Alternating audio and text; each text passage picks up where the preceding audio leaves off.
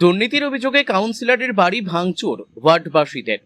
বসিরহাট পৌরসভা ৩ নম্বর ওয়ার্ডের কাউন্সিলর অদিতি মণ্ডল আবাস যোজনা ঘরের কাটমানি সহ একাধিক দুর্নীতি করেছে। ওয়ার্ডবাসীরা আজ তার বাড়িতে এসে কাটমানির টাকা ফেরত চাইতে আসে। সেই সময় কাউন্সিলরের স্বামী জগন্নাথ মণ্ডল ওয়ার্ডবাসীদের সঙ্গে কথা বলে মিটিয়ে নেওয়ার চেষ্টা করেন। বেশ কিছু সময় ধরে তর্ক বিতর্ক হতে হতে হাতাহাতি, তারপর বাড়ি ঘরদোর ভাঙচুর, মোটর বাইক সহ একাধিক জিনিসপত্র ভাঙচুর করে। ওয়ার্ডবাসীরা জানাচ্ছেন কাউন্সিলরের স্বামী ব্যাপক পরিমাণে দুর্নীতি করেছে। পেল্লাই বাড়ি বানিয়েছে 2 থেকে 3 খানা। ওয়ার্ডবাসীরা 2 ঘন্টা ধরে তাণ্ডব চালায়। ব্যাপক পরিমাণে ক্ষয়ক্ষতির আশঙ্কা করা হচ্ছে। বসিরহাট থেকে প্রদীপ সরকারের রিপোর্ট, বিগ নিউজ বাংলা।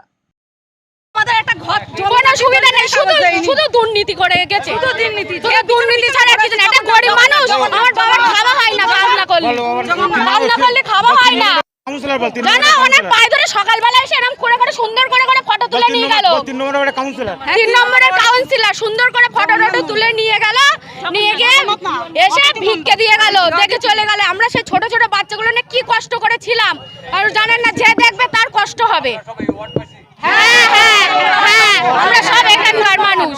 একটা ঘরের জন্য আমি এখনো পর্যন্ত সুযোগ পাইনি এই কথাটা বলার। আজকে এই সুযোগটা পেলাম, আমি এখনো পর্যন্ত সুযোগ পাইনি। আমার নাম মাম্পি।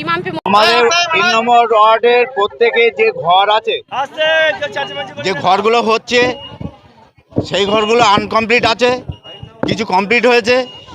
যাদের পুরোটাই কোনোটাই হিসাব পাইনি আমরা।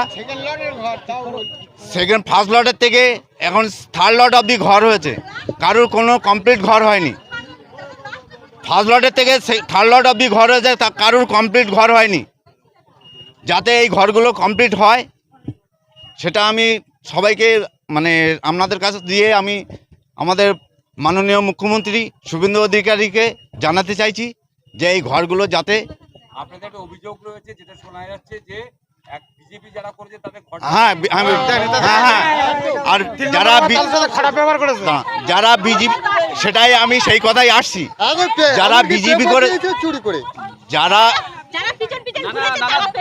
যারা বিজেপি করেছে তাদের ঘরই করতে দেয়নি, তাদের টাকা দিতে গেছে, তাও টাকা দেয়নি।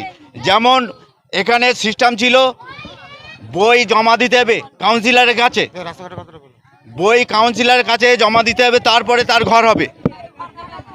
আমার লটে, আমার যখন লট হয়েছে, আমার বই জমা দিতে হয়েছে, আমি সেই বই এখনো পর্যন্ত চালু করতে পারিনি।